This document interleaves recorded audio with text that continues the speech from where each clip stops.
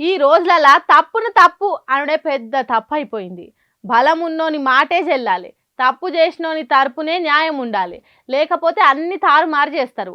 అంటే ఈ రోజులలో మంచి కంటే చెడుకే మంచి రోజులు ఉన్నాయి అన్నట్టు.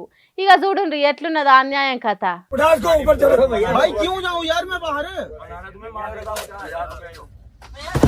जाओ यार बाहर, ये क्या कर रहे हो भाई? भाई तुम यार क्यों रहे हो यार मुझे?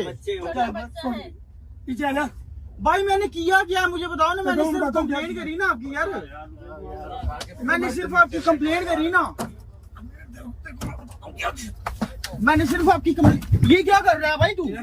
చూసిండ్రా ఎట్లా కొడుతున్నారో.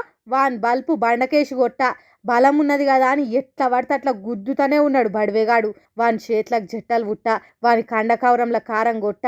రైలెక్కి పోతున్న ఓ పిల్లగాన్ని ఇష్టం వచ్చినట్టు కొట్టిండ్రు రైళ్లల్లో షాయిలు టిఫిన్లు భోజనాలు అమ్ముకునే క్యాటరింగ్ వాళ్ళు. మరి వాళ్లకు ఆ పిల్లగాని నడుమ లొల్లెందుకు వచ్చిందంటే, హేమకుంట ఎక్స్ప్రెస్ రైల్లో పోవుకుంటా తిండి ఆర్డర్ పెట్టిండట విశాల్ శర్మ అనే గి పిల్లగాడు. అయితే అస్సలు ధర కంటే ఎక్కువ పైసలు దౌర్జన్యంగా వసూలు చేసిండ్రట విశాల్ శర్మ దగ్గర.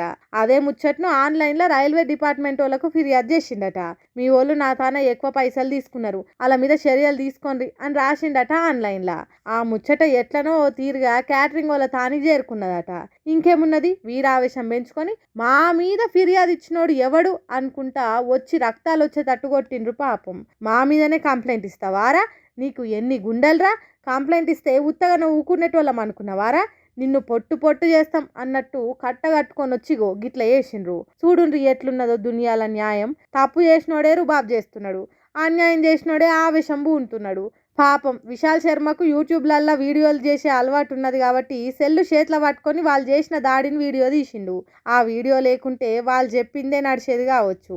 సార్లు రైల్వే పెద్ద సార్లు జరగి గుండగాళ్ళ తిరగ చేసిన వాళ్ళు ఎవరో తెలుసుకొని చర్యలు తీసుకోండి, లేకుంటే రైలు ఎక్కాలంటేనే జనాలు గజ్జును వణుకుతారు.